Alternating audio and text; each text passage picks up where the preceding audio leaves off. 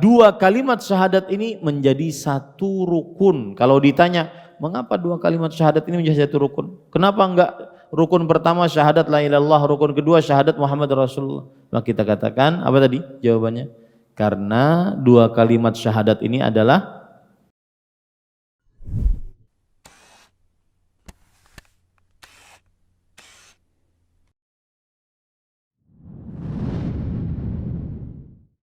Assalamualaikum warahmatullahi wabarakatuh. Bismillahirrahmanirrahim. Innal hamdalillah nahmaduhu wa nasta'inuhu wa nastaghfiruh wa na'udzu billahi min shururi anfusina wa sayyiati a'malina. Man yahdihillahu fala mudilla lahu wa man yudlil fala hadiya lahu. Wa asyhadu an la ilaha illallah wahdahu la syarika lahu wa asyhadu anna Muhammadan abduhu wa rasuluh. Ya ayyuhalladzina amanu taqullaha haqqa tuqatih wa la tamutunna illa wa antum muslimun. Ya ayyuhan nasu taqu rabbakumul ladzi khalaqakum min nafsin wahidah wa khalaqa minha zawjaha wa batha minhuma rijalan katsiran wa nisaa'a wattaqullaha alladzi tasaaluna bihi wal arham innallaha kana 'alaikum raqiba. Ya ayyuhalladzina amanu taqullaha wa qulu qawlan sadida yuslih lakum a'malakum wa yaghfir lakum dhunubakum wa man yuti'illaha wa rasulahu faqad faza fawzan 'azima. Amma ba'd, fa inna asdaqal hadits kitabullah wa ahsanal hadi hadi Muhammadin sallallahu alaihi wa ala alihi wasallam. Syarrul umuri muhdatsatuha wa kullu muhdatsatin bid'ah wa kullu bid'atin dhalalah wa kullu dhalalatin finnar. Alhamdulillah, kita bersyukur pada Allah Subhanahu wa taala. Pada hari ini kita berkumpul untuk pada hari ini, hari Kamis malam Jumat 24 Jumadil Akhir 1443 Hijriah, kita kembali dimudahkan oleh Allah Subhanahu wa taala untuk duduk bersama di Masjid Utsman bin Affan, Handil Bakti, Barito Kuala, Kalimantan Selatan, dalam sebuah kajian rutin membahas tentang al-usul ats-tsalatsah, matan tiga landasan pokok ajaran Islam yang ditulis oleh Al-Imam Syekhul Islam Muhammad bin Abdul Wahhab rahimahullah. Salawat dan salam semoga selalu Allah berikan kepada Nabi kita Muhammad sallallahu alaihi wa ala alihi wasallam, pada keluarga beliau, para sahabat serta orang-orang yang mengikuti beliau sampai hari kiamat kelak. Dengan nama-nama Allah yang husna dan sifat-sifatnya yang ulia, kita berdoa, Allahumma inna nas'aluka ilman nafi'an wa rizqan tayyiban wa amalan mutaqabbala, Allahumma amin. Sebelum kita lanjut, ada pertanyaan yang disampaikan. Assalamualaikum Waalaikumsalam warahmatullahi wabarakatuh. Mohon maaf sebelumnya saya bertanya di luar tema perihal safar. Apakah yang itu adalah pekerjaannya itu tidak termasuk safar dan tidak boleh mengqashar salat? Contoh adalah supir travel yang pekerjaannya mungkin setiap hari pulang pergi Banjarmasin Kota Baru, atau apakah itu juga tetap termasuk safar dan boleh mengqashar salat? Bismillah walhamdulillah wassalatu wassalamu ala Rasulillah wa ala alihi wa ashabihi wa man wala. Allah Subhanahu wa taala berfirman dalam Al-Qur'an, wa idza darabtum fil ard falaysa 'alaikum junahun an taqsuru minas shalah. Jika kalian bepergian di bumi, maka tidak ada dosa atas kalian jika kalian mengqashar salat. Ayat ini memberikan pelajaran kepada kita bahwa diperbolehkan dan diberikan keringanan bagi yang bersafar untuk mengqashar salat. Mengqashar salat artinya salat zuhur menjadi 2 rakaat, salat asar menjadi 2 rakaat, salat isya menjadi 2 rakaat. Ayat ini juga memberikan pelajaran kepada kita bahwa saat bersafarlah yang hanya boleh diberikan keringanan untuk mengqashar salat. Selain saat safar maka tidak diperbolehkan untuk mengqashar salat. Terjadi ikhtilaf di antara para ulama safar yang dimaksud. Berapa jaraknya? Ada yang mengatakan jaraknya 1 hari 1 malam perjalanan, ada yang mengatakan 3 hari 3 malam, ada yang mengatakan sesuai dengan kebiasaan penduduk setempat. Karena di dalam ayat disebutkan secara umum, wa idza darabtum fil ardh, jika kalian bepergian di muka bumi. Ini bepergian umum, tidak ada pembatasan khusus dari Rasul sallallahu alaihi wasallam. Wa ma dzukira fil Qur'ani minal mutlaqat wal umumat, maka menunjukkan dan belum dibatasi, maka menunjukkan kepada keumumannya dan dikembalikan kepada kebiasaan. Apa saja yang disebutkan secara umum, bebas, tanpa ada pembatasan dari dalil-dalil yang lain, baik itu Al-Quran ataupun hadis-hadis Rasul sallallahu alaihi wasallam, maka dia tetap berada pada keumumannya dan dikembalikan kepada kebiasaan. Maka inilah pendapat yang lebih kuat, yaitu seseorang jika bepergian, dan bepergian yang dimaksud adalah yaitu dikembalikan kepada kebiasaan penduduk setempat. Orang Banjarmasin dan orang Kota Baru menganggap bahwasanya jika pergi dari Banjarmasin ke Kota Baru itu disebut safar, dan orang Kota Baru menganggap jika pergi ke Banjarmasin itu disebut safar. Maka meskipun dia setiap hari pergi karena statusnya sebagai supir, dia berhak untuk mengqashar salatnya. Dan itu lebih utama dibandingkan dia menyempurnakan salatnya. Rasul sallallahu alaihi wasallam bersabda, "Innallaha yuhibbu an tu'ta rukhusuhu kama yakrahu an tu'ta ma'siyatuhu." Kama qala Nabi sallallahu alaihi wasallam. Sesungguhnya Allah Subhanahu wa taala menyukai keringanan-keringanannya diambil sebagaimana Allah membenci maksiatnya dilanggar. Wallahu a'lam. Assalamualaikum warahmatullahi wabarakatuh. Mau bertanya, saya punya teman yang terkena HIV, AIDS dan hepatitis. Sebelum tahu, saya sering beli dagangannya karena ingin membantu. Sekarang apa yang harus saya lakukan, Ustaz? Membeli makanan pun akhirnya nanti dibuang karena takut tertular. Mohon pencerahannya.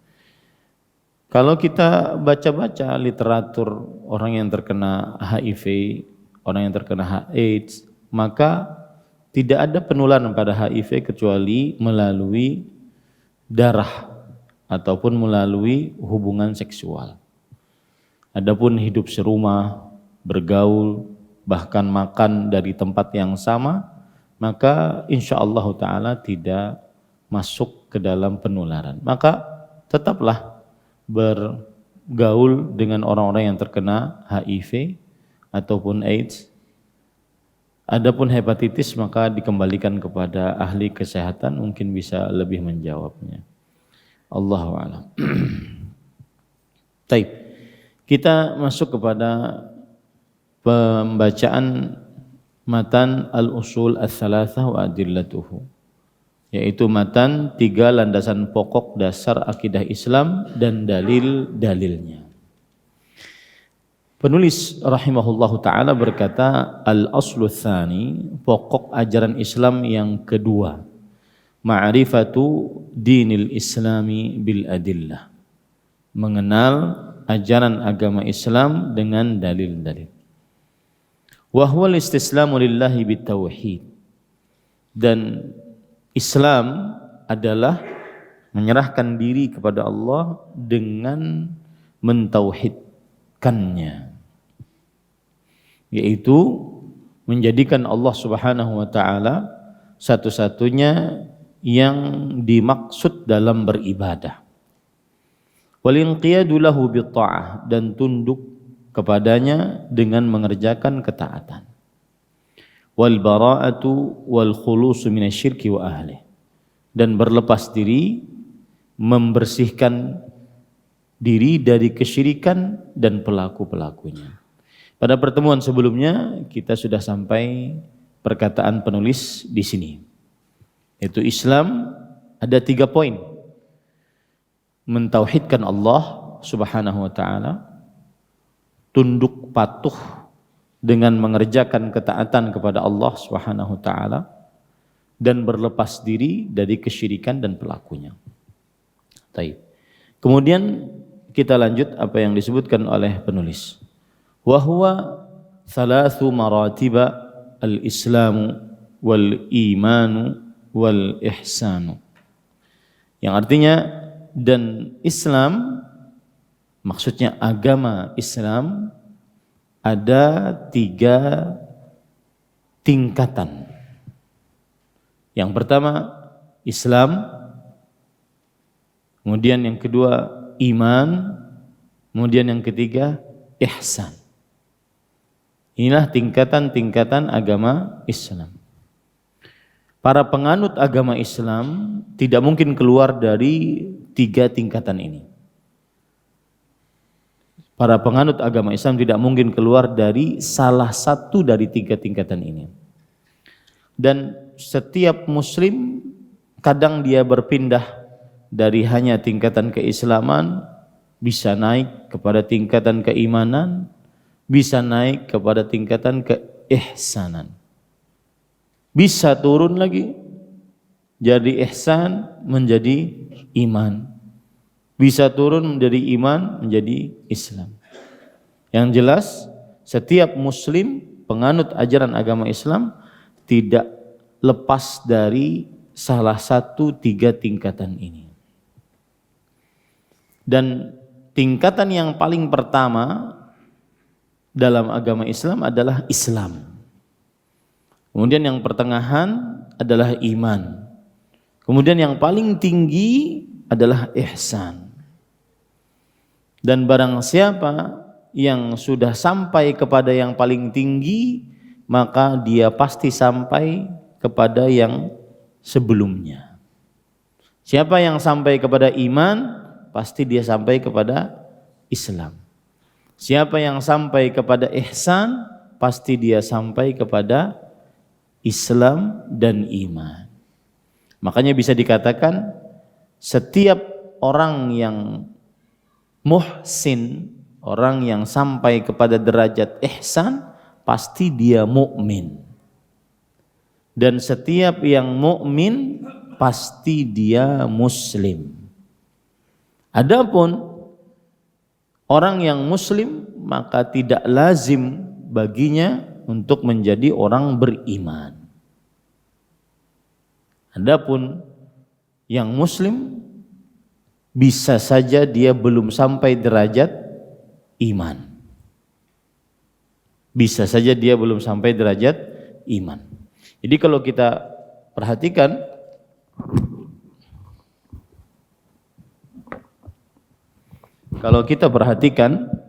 gambarnya seperti ini. Daerah yang paling luas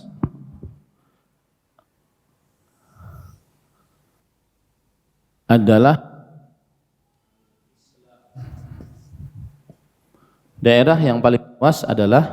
Al-Islam.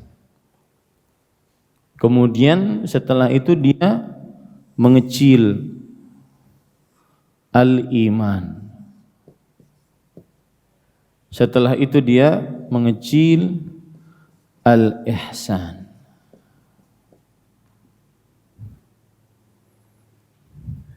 Daerah yang paling luas dari penganut agama Islam adalah Al-Islam.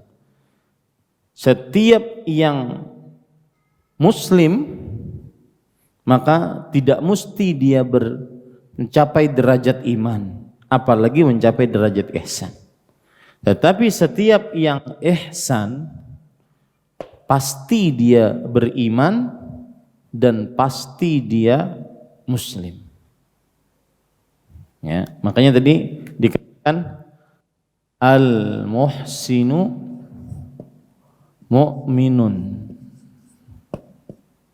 Orang yang berbuat ihsan pasti dia beriman. Wal mu'minu muslimun. Orang yang berbuat iman, mukmin, pasti dia muslim.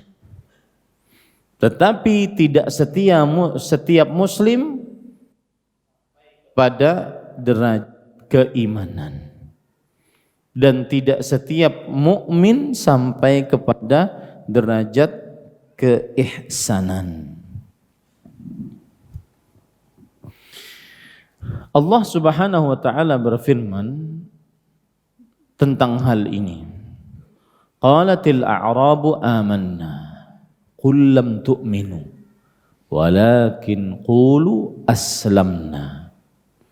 Yang artinya orang-orang yang baru masuk dalam agama Islam, orang-orang Arab Badui, mereka mengatakan kami telah beriman.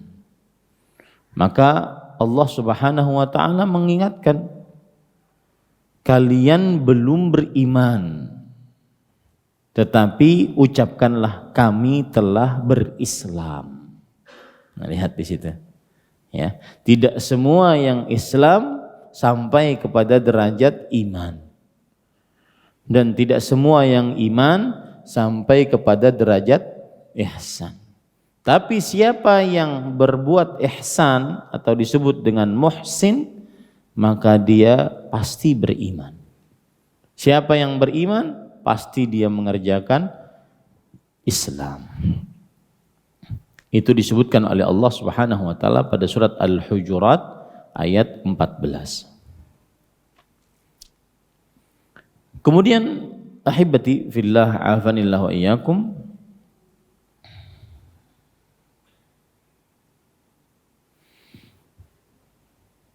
tetapi perlu diingat bahwasanya ada keterikatan antara keislaman dengan keimanan.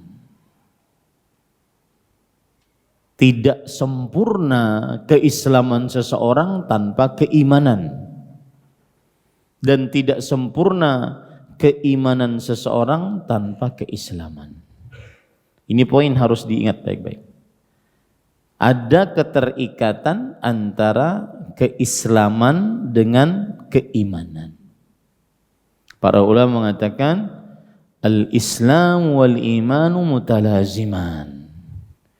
Islam dan iman saling berkaitan, saling memerlukan.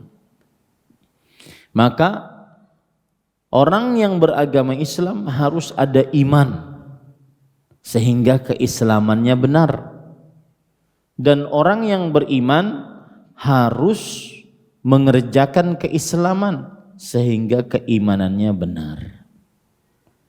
Lihat perkataan Imam Ibnu Abi Syaibah rahimahullah yang disebutkan di dalam kitab Ta'zim Qadris Salah yang ditulis oleh Imam Al-Marwazi.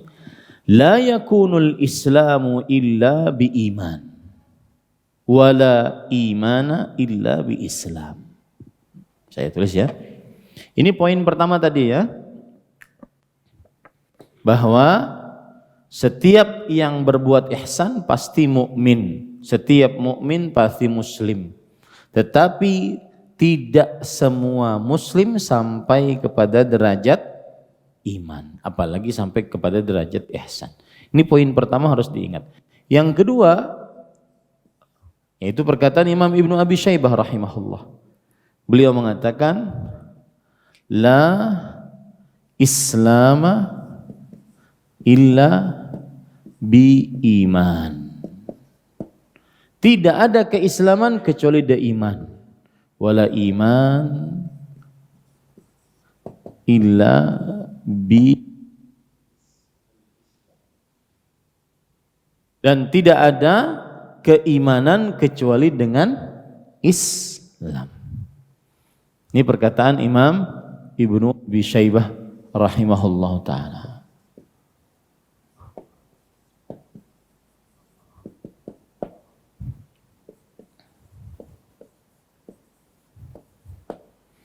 Baik.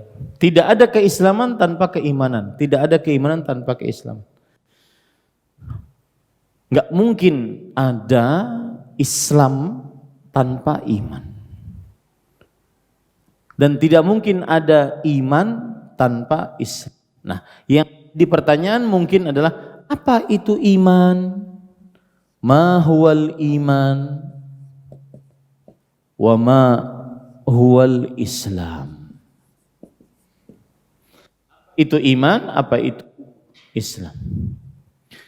Kalau disebutkan apa itu iman, maka berarti dia adalah amalan hati, keyakinan hati, yaitu keimanan kepada Allah, para malaikat, kitab-kitab suci, para rasul, hari akhir, takdir baik dan buruknya, amalan hati. Ya, itu iman. Nah, keyakinan ini dalam hati tidak mungkin sempurna, benar kecuali dengan Islam. Apa itu Islam? Al-a'mal al-zahirah. Amalan-amalan yang lahiriah. Seperti mengucapkan 2 kalimat syahadat, mendirikan sholat, berpuasa pada bulan Ramadan, berzakat, berhaji. Tidak akan ada gambaran orang beriman tanpa mengerjakan sholat, nggak ada. Ya? Tidak akan ada gambaran orang beriman tanpa puasa, tanpa zakat, tanpa haji kalau seandainya dia mampu. Tidak mungkin itu. Sebaliknya, tidak ada gambaran orang yang sholat tapi tidak mengimani Allah, nggak ada. Nah, ini poin penting. La islama illa bi iman. Tidak ada keislaman kecuali dengan iman. Dan tidak ada keimanan kecuali dengan keislaman. Islam yang dimaksud adalah amalan-amalan lahiriah. Ya, al-a'mal al-zahirah. Sedangkan iman yang dimaksud adalah al-a'mal al-batinah. Amalan-amalan batin, keyakinan di dalam hati. Ini kalau ada orang nggak mau sholat, ngaku beriman. Nah, ini tidak benar keimanannya. Kenapa? Karena antara iman dan Islam mutalaziman, saling berkaitan, melazimkan satu dengan yang lainnya. Tidak sah Islam seseorang tanpa mengimani rukun iman. Tidak sah rukun iman seseorang tanpa mengerjakan keislaman. Nah, adapun martabat yang ketiga adalah al-ihsan. Al-ihsan. Ini adalah martabat yang paling tinggi dalam keislaman seseorang. Dan dia paling sedikit pelakunya. Bagaimana dalam gambar itu? Paling sedikit. Lingkarannya paling sedikit. Ya.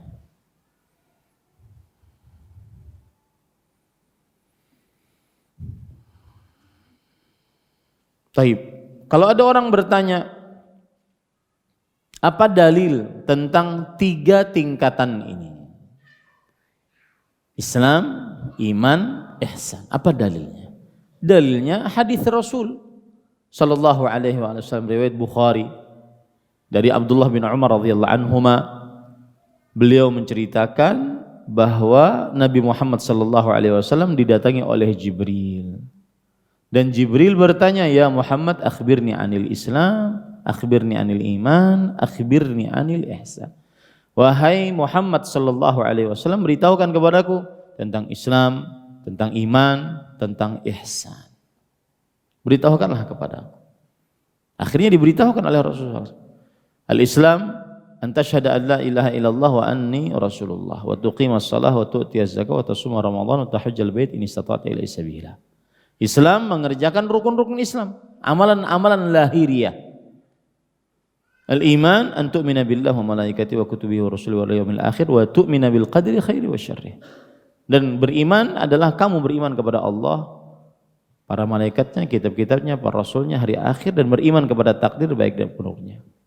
Kemudian beliau ditanya tentang ihsan. Ihsan adalah an ta'budallah ka'annaka tarah, fa in lam takun tarahu fa innahu yaraka. Ihsan adalah kamu beribadah kepada Allah seakan-akan kamu melihat Allah. Kalau tidak, maka ketahuilah Allah melihatmu. Itu dalil tentang 3 tingkatan ini. Baik. Kemudian para ikhwan yang dirahmati oleh Allah Subhanahu wa taala, dan dalil dari Al-Qur'an apa? Tentang 3 tingkatan ini. Allah Subhanahu wa taala berfirman di dalam Al-Qur'an, "Tsumma awratsnal ladzina utul kitab."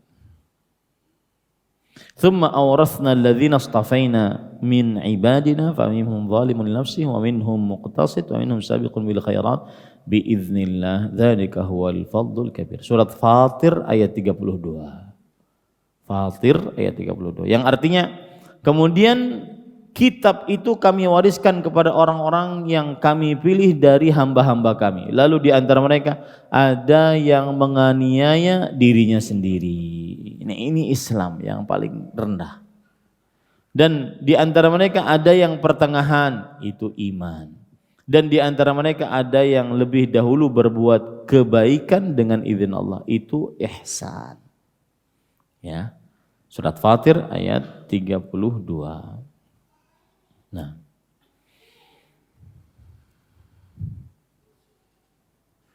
Baik. Dari sini kita ambil pelajaran bahwa orang Islam itu tidak sama tingkatan-tingkatannya.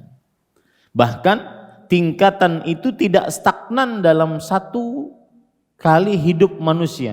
Kadang dia naik dari Islam ke iman. Kadang turun ke Islam lagi.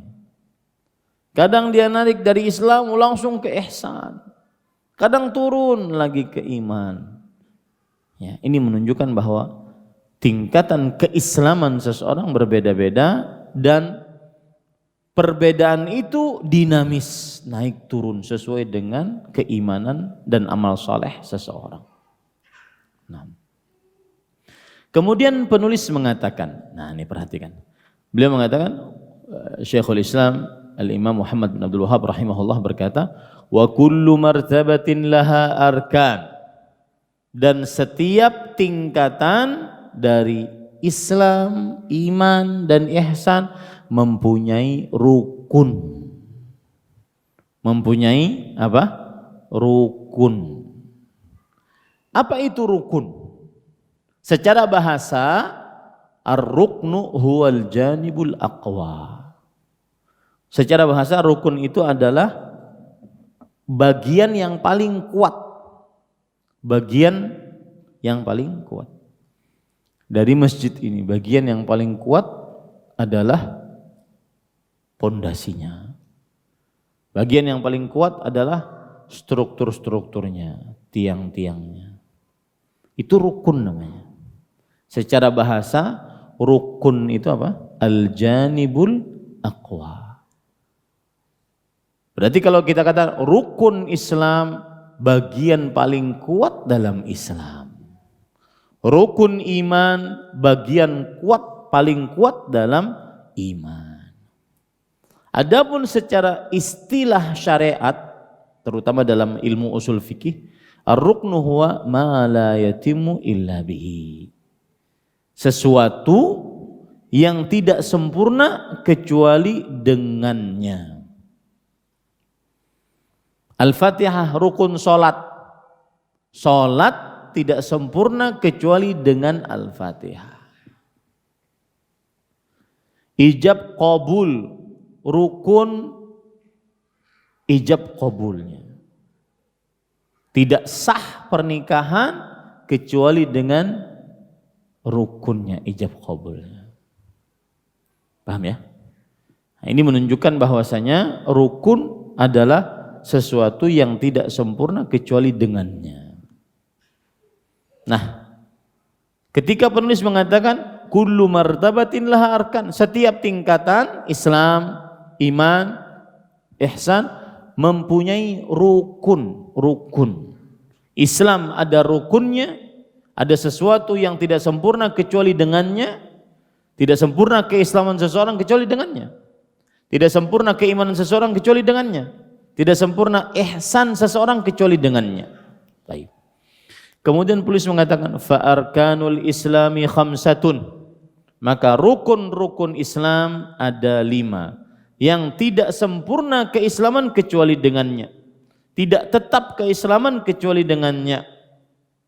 Sebagaimana hadis dari Abdullah bin Umar radhiyallahu anhuma, riwayat Bukhari, Rasulullah sallallahu alaihi wasallam bersabda, "Buniyal Islamu ala khams, syahadati an la ilaha illallah wa anna Muhammadar Rasulullah, wa iqamis shalah wa ita'iz zakah wa shaumi Ramadan wa haji baitillahil haram." Muttafaqun alaih. Yang artinya Islam dibangun di atas 5 perkara. Dibangun. Bangunan Islam di atas 5 perkara. Pertama, 2 kalimat syahadat, mendirikan sholat, puasa bulan Ramadan, berzakat dan berhaji ke Baitullah. Ini para ikhwan yang dirahmati oleh Allah Subhanahu wa taala. Maka tidak tetap keislaman tanpa 5 rukun ini. Tidak tetap keislaman tanpa 5 rukun ini. Dan amalan-amalan lain selain Islam, amalan-amalan lain dalam Islam selain 5 rukun ini adalah penyempurna saja. Penyempurna saja. Ya. Seperti sedekah, sholat sunnah, puasa sunnah, baca Quran, bakti orang tua. Ini penyempurna saja. Yang menjadi rukun 5 rukun ini. Kalau 5 rukun ini salah satunya hilang, maka hilang Islam. Kalau 5 rukun ini hilang, salah satunya hilang, maka hilang Islam. Ya. Kemudian penulis mengatakan, fa arkanul islami khamsatun, rukun Islam ada 5. Syahadatu an la ilaha illallah wa anna Muhammadan Rasulullah. Ini adalah rukun yang paling penting dalam agama Islam, yaitu bersyahadat la ilaha illallah Muhammadar Rasulullah. Syahadat artinya adalah an-nutqu bil lisan wal i'tiqadu bil janan wal amalu bil arkan.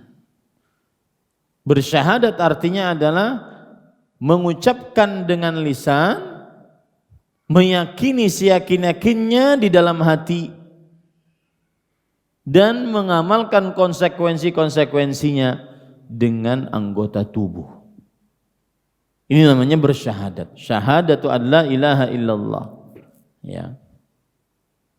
Bersyahadat la ilaha illallah. Apa arti syahadat? Mengucapkan dengan lisan, meyakini seyakin-yakinnya di dalam hati apa yang dia ucapkan tadi, dan mengamalkan konsekuensi-konsekuensinya dengan anggota tubuh terhadap apa yang dia ucapkan tadi. Itu namanya bersyahadat. Apa yang dia syahadati? La ilaha illallah wa anna Muhammadan Rasulullah. La ilaha artinya tidak ada Tuhan yang diibadahi dengan benar illallah, kecuali Allah.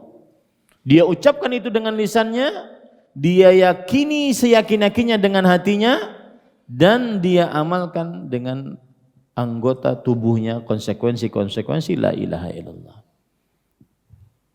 Kemudian dia juga bersyahadat Muhammad Rasulullah. Dia ucapkan dengan lisannya, dia yakini Nabi Muhammad sallallahu alaihi wasallam adalah Rasulullah yang diutus oleh Allah kepada seluruh makhluk jin dan manusia sebagai pemberi peringatan dan pemberi kabar gembira. Dia yakin dan dia kerjakan konsekuensi dengan anggota tubuhnya.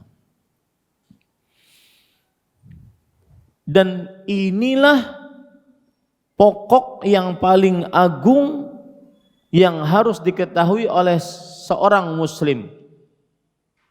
Inilah pokok Islam yang membedakan orang Islam dengan orang kafir.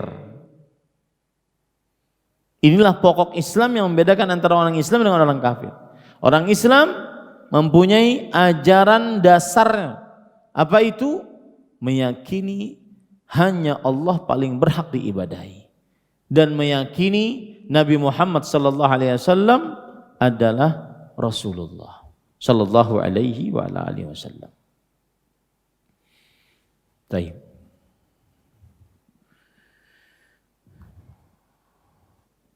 Dan perhatikan, ini menarik. Dua kalimat syahadat ini bagaikan gagang kunci. Rukun-rukun yang lain, jadikan sholat, puasa, zakat, haji, itu bagaikan gerigi-gerigi pada kunci tersebut. Ya, dua kalimat syahadat ini bagaikan kunci, gagang kunci. Kan kunci ada moncongnya. Itu dua kalimat syahadat. Gerigi-geriginya itulah yang disebut dengan baqiyatu arkani Islam. Sisa dari rukun Islam tadi, mendirikan sholat, puasa bulan Ramadan, membayar zakat, dan berhaji ke Baitullah. Imam Ibnu Qayyim rahimahullah berkata di dalam kitab beliau Syifaul Alil, aslu aqdi tauhid wa itsbatihi huwa syahadatu an la ilaha illallah wa anna Muhammadar Rasulullah wa hiya miftahul jannah. Asal ikatan tauhid dan penetapannya adalah dua kalimat syahadat ini. Syahadu an la ilaha illallah, syahadu anna Muhammadar Rasulullah. Dan ia adalah kunci pintu surga. Tetapi setiap kunci harus apa? Harus ada gerigi-geriginya sampai terbuka. Ada perkataan lagi, Nabi Muhammad sallallahu alaihi wasallam bersabda dalam hadis riwayat Imam Al-Bazzar dalam kitabnya Musnad Mu'ad bin Jabal, miftahul jannah syahadatu an la ilaha illallah. Kunci surga syahadat la ilaha illallah. Tetapi sekali lagi, kunci surga harus ada gerigi-geriginya. Makanya Wahab bin Munabbih rahimahullah, seorang ulama salaf, mengatakan ketika beliau ditanya, alaisa la ilaha illallah miftahul jannah, bukankah la ilaha illallah kunci surga? Maka beliau menjawab, bala, iya, la ilaha illallah kunci surga. Dan banyak yang mengucapkan sekarang la ilaha illallah, la ilaha illallah, kunci surga. Walakin laisa miftahun illa lahu asnan. Fa in ji'ta bimiftahin lahu asnan futihalak wa illa lam yuftahlak. Tetapi tidak ada kunci apapun kecuali ada gerigi-geriginya. Jika kamu datang dengan kunci yang tidak ada yang ada geriginya, dibukakan pintu surganya. Jika kamu tidak datang dengan kunci yang tidak ada geriginya, maka tidak dibukakan pintu surganya. Ini para ikhwan yang dirahmati oleh Allah Subhanahu wa taala. Itu poin yang harus diingat, bahwasanya syahadat la ilaha illallah Muhammadur Rasulullah adalah kunci surga. Dan sisa rukun Islam yang 4 adalah gerigi-geriginya. Nah, poin selanjutnya, dua kalimat syahadat ini disatukan. Bukan berarti syahadat la ilaha illallah rukun pertama, syahadat Muhammad Rasulullah rukun kedua. Tidak. Dua kalimat syahadat ini disatukan. Kenapa? Nih. Karena Dua perkara inilah yang merupakan dasar diterimanya amal ibadah. Amal ibadah akan diterima dengan dua syarat, ikhlas dan mutaba'ah. Ikhlas memurnikan ibadah hanya kepada Allah, dan mutaba'ah mengikuti syariat Rasulullah sallallahu alaihi wasallam. Itu terdapat dalam dua kalimat syahadat. Asyhadu an la ilaha illallah menunjukkan kepada keikhlasan, wa asyhadu anna Muhammadar Rasulullah menunjukkan kepada mutaba'ah, mengikuti syariat Rasulullah sallallahu alaihi wasallam. Makanya dua kalimat syahadat ini menjadi satu rukun. Kalau ditanya, mengapa dua kalimat syahadat ini menjadi satu rukun? Kenapa enggak rukun pertama syahadat la ilaha illallah, rukun kedua syahadat Muhammad Rasulullah? Maka kita katakan apa tadi jawabannya? Karena dua kalimat syahadat ini adalah syarat apa? Diterimanya amal ibadah. Ya, syarat diterimanya amal ibadah. Nah, kemudian penulis mengatakan wa iqamis shalah wa ita'iz zakah wa shaumu Ramadan wa haji baitillahil haram. Sudah azan belum? Hah? 2 menit lagi. Dan mendirikan salat, membayar zakat, puasa Ramadan, dan berhaji ke Baitullah. Sisa dari rukun-rukun tersebut. Lalu penulis berkata, fadalilu syahadati qauluhu ta'ala syahidallahu annahu la ilaha illa huwa wal malaikatu wa ulul ilmi qa'iman bil qist la ilaha illa huwal azizul hakim. Dalil tentang rukun Islam yang pertama adalah dua kalimat syahadat, yaitu Allah Subhanahu wa taala berfirman di dalam surat Ali Imran, syahidallah annahu la ilaha illa huwa wal malaikatu wa ulul ilmi qa'iman bil qist la ilaha illa huwal azizul hakim. Surah Ali Imran ayat 18.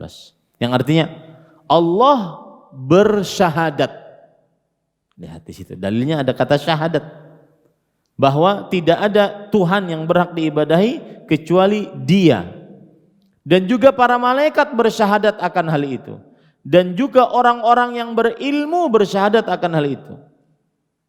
Ya.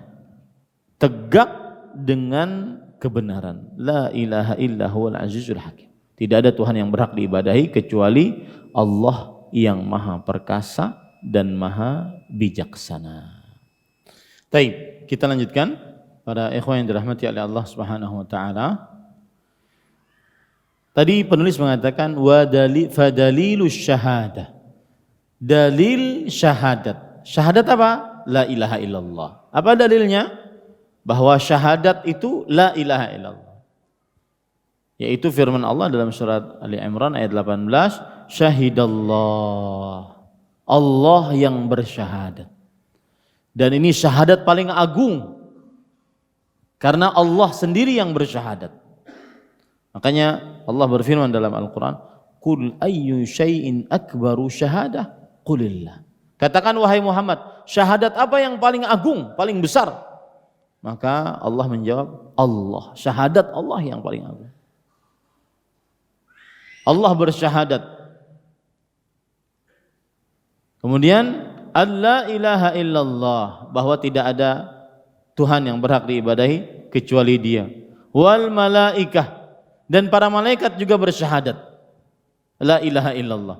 Wa ulul ilmi qa'iman bil qist, dan para ulama yang menegakkan keadilan juga bersyahadat la ilaha illallah.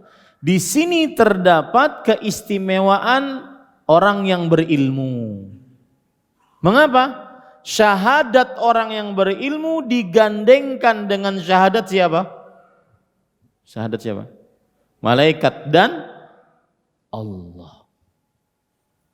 Allah bersyahadat la ilaha illallah, para malaikat bersyahadat la ilaha illallah, orang berilmu bersyahadat la ilaha illallah. Di sini menunjukkan keutamaan orang yang berilmu, dan ilmu yang dimaksud adalah ilmu syar'i, bukan ilmu umum. Bukan ilmu dunia, ilmu agama.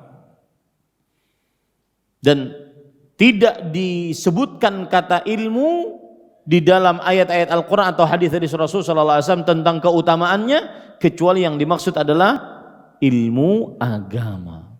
La yutlaq fadlu hadzal ilm illa 'ala al-ilmi syar'i ad-dini.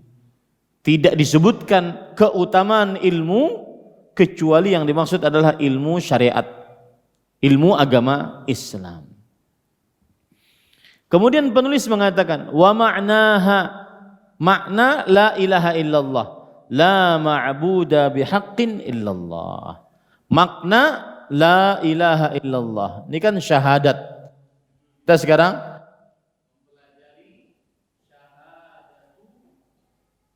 la ilaha illallah.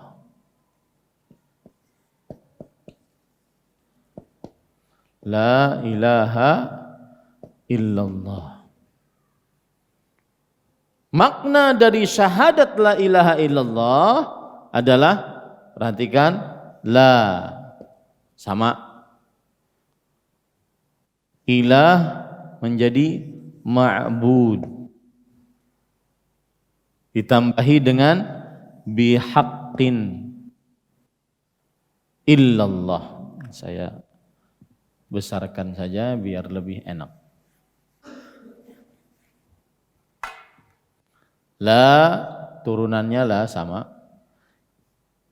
ilaha turunannya ma'bud, illallah.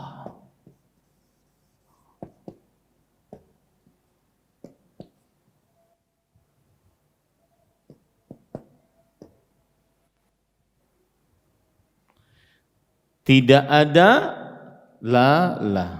Ilah ma'bud. Ma'bud apa artinya? Zat diibadahi. Zat yang diibadahi. Dari kata apa? Mengapa ilah menjadi zat yang diibadahi? Dari kata-kata alaha, ya lahu, alaha artinya abada ya'budu,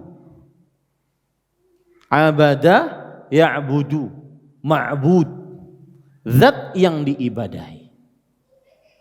Jadi arti ilah adalah zat yang diibadahi. Kemudian harus ada kata-kata bihaqqin yang artinya dengan hak. Zat yang diibadahi dengan hak. Karena ada Tuhan-Tuhan yang tidak hak untuk diibadahi. Ada Tuhan-Tuhan yang tidak hak untuk diibadahi. Allah Subhanahu wa taala berfirman dalam surat Al-Hajj ayat 62. Dzalika bi annallaha huwal haq wa anna ma yad'una min dunihi al-batil. Yang demikian itulah adalah karena Allah adalah Tuhan yang hak untuk diibadahi. Dan Tuhan selain Allah adalah batil. Maka harus ada kata-kata hak. Ini makna yang sempurna dari la ilaha illallah. Tidak ada zat yang diibadahi dengan hak kecuali Allah. Jadi makna yang sempurna adalah tidak ada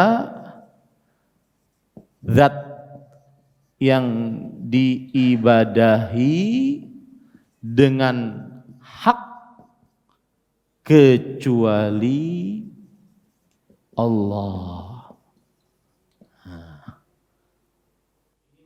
Yang sempurna.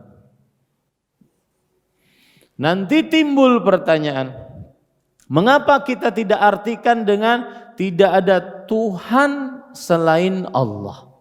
Yang biasa kita artikan, tiada Tuhan selain Allah.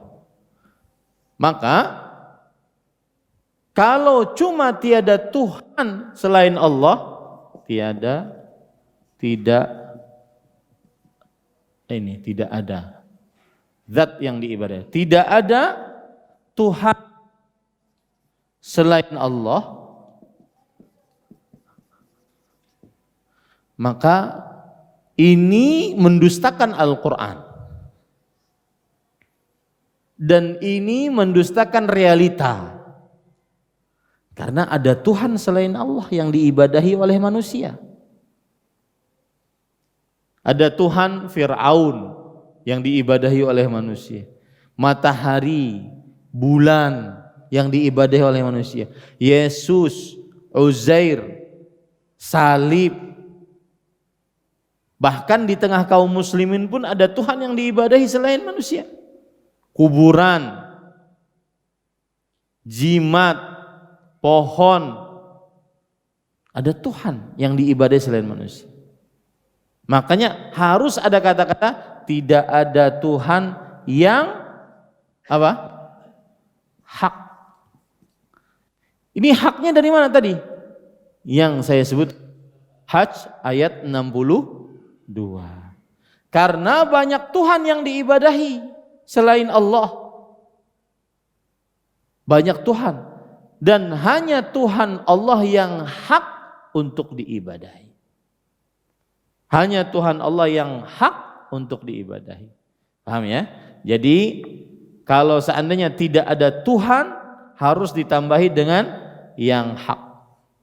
Kenapa? Karena kalau tidak ada Tuhan selain Allah, maka di dunia banyak Tuhan selain Allah yang diibadahi oleh manusia. Baik. Kemudian ada yang mengatakan tidak ada pencipta selain Allah.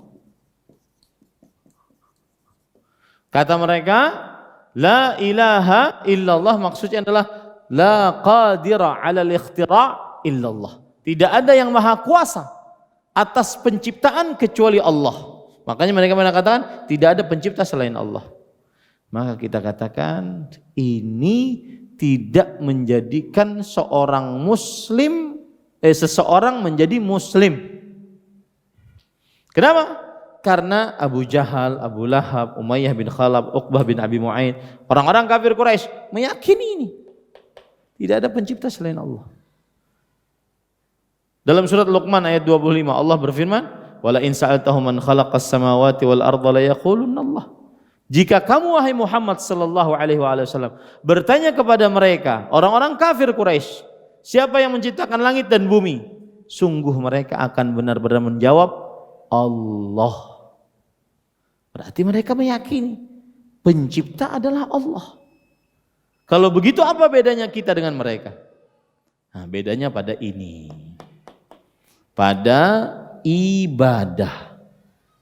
Kita menjadikan Allah satu-satunya zat yang diibadahi. Orang-orang kafir Quraisy tidak. Mereka mensekutukan Allah di dalam peribadatan. Paham ini para ikhwah? Makanya makna yang benar adalah tidak ada zat yang diibadahi dengan hak kecuali Allah. Atau tidak ada Tuhan yang hak selain Allah. Bisa seperti itu. Dua-duanya dibenarkan. Tapi kalau cuma tidak ada Tuhan selain Allah, kurang sempurna. Tidak ada pencipta selain Allah, tidak ada bedanya dengan orang kafir jahiliyah. Karena hampir semua manusia meyakini penciptanya adalah Allah. Wala in sa'altahum man khalaqas samawati wal arda wasyamsa wal qamar musakhkharatin bainahum la yaqulunna Allah. Jika kamu bertanya siapa yang menciptakan langit dan bumi, matahari dan bulan, yang menundukkan matahari dan bulan, ya, maka mereka akan menjawab Allah. Kita pun berkeyakinan seperti itu. Lalu apa bedanya kita dengan mereka? Bedanya adalah kita menjadikan Allah zat yang diibadahi satu-satunya. Tuhan yang diibadahi satu-satunya. Sedangkan orang-orang kafir Quraisy tidak. Mereka beribadah kepada Allah, beribadah juga kepada selain Allah. Mencintai Allah tapi mencintai juga sekutu-sekutu Allah Subhanahu wa taala. Nah, inilah makna syahadat la ilaha illallah. Ya, bisa dipahami sekarang? Jadi kalau sudah belajar seperti ini, ya, maka harus benar-benar memaklumi apa itu la ilaha illallah. Asyhadu an la ilaha illallah. Tidak ada Tuhan yang diibadahi dengan hak kecuali Allah. Tidak ada zat yang diibadahi dengan hak kecuali Allah. Ya. Nah.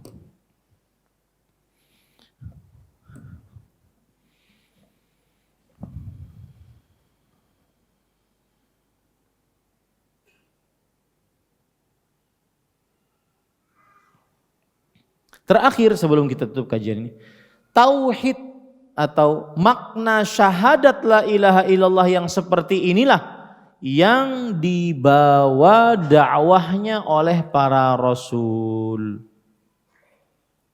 Ya, makna syahadat la ilaha illallah yang seperti inilah yang didakwahkan oleh para rasul alaihimus salatu wassalam. Yaitu mengajak manusia untuk beribadah hanya kepada Allah semata. Seperti misalkan perkataan kaum Nabi Nuh, Nabi Hud, Nabi Syuaib, ya qaumi ibudullah ma lakum min ilahin ghairuh. Wahai kaumku, beribadahlah kepada Allah. Kalian tidak memiliki Tuhan yang diibadahi selain Allah. Itu dakwahnya para nabi. Menjadikan Allah satu-satunya zat yang diibadahi. Bukan hanya sekedar menjadikan Allah satu-satunya pencipta. Enggak. Makanya apa faedahnya ini? Makanya kalau ada orang mereka minta-minta. Ini kalau ada ya, dan ada.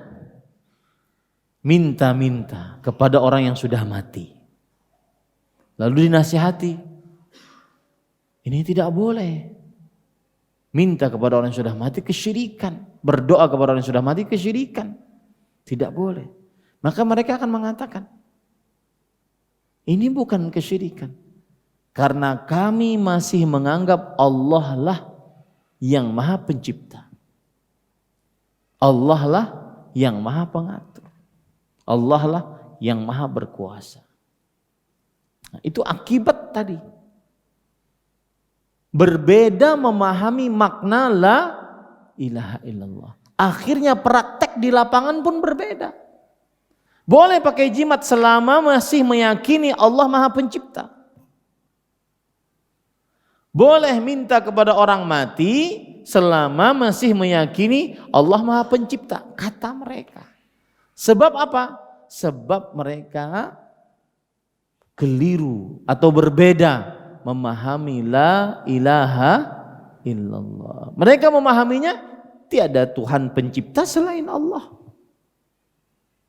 Sedangkan kita memahaminya tidak ada Tuhan yang berhak diibadahi selain Allah. Paham sekarang? Ya. Jadi akibat berbeda memahami la ilaha illallah, praktek di lapangan berbeda. Kata mereka, tidak mengapa memiliki jimat, memakainya selama tidak meyakini jimat itu yang mengatur, mencipta, berkuasa. Selama itu tidak mengapa. Padahal hadis Rasul jelas, man 'allaqa tamimatan faqad asyrak. Yang menggantungkan tamimah maka sungguh dia telah melakukan kesyirikan. Tidak mengapa minta kepada orang sudah mati. Aghithni, tolong saya, wahai orang yang sudah mati, tolong saya. Ini enggak apa-apa kata mereka. Coba, mengapa? Mengapa? Karena kata mereka makna la ilaha illallah adalah tiada pencipta selain Allah. Selama masih meyakini Allah maha pencipta, maha pengatur, maha berkuasa, maka minta kepada orang sudah mati tidak mengapa, kata mereka. Sedangkan ketika kita meyakini maknanya tidak ada Tuhan yang berhak diibadahi kecuali Allah, maka pada saat itu minta, ibadah, doa, minta tolong, minta istighatsah kepada makhluk yang sudah mati adalah apa? Kesyirikan. Meskipun masih meyakini Allah Maha Pencipta, Maha Pengatur, Maha Berkuasa. Ini pentingnya para ikhwah. Akibat berbeda memahami makna la ilaha illallah, berbeda praktik di lapangan. Paham ya para ikhwah? Nah, ini yang bisa saya sampaikan. Nakhtatim bi kafaratil majlis. Subhanakallahumma bihamdika asyhadu an la ilaha illa anta astaghfiruka wa atubu ilaik. Wa sallallahu nabiyana Muhammad walhamdulillahirabbil alamin. Wassalamualaikum warahmatullahi wabarakatuh. Terima kasih. Jazakumullah khairan wa barakallahu fikum. Video ini dibuat atas partisipasi dari donasi Anda.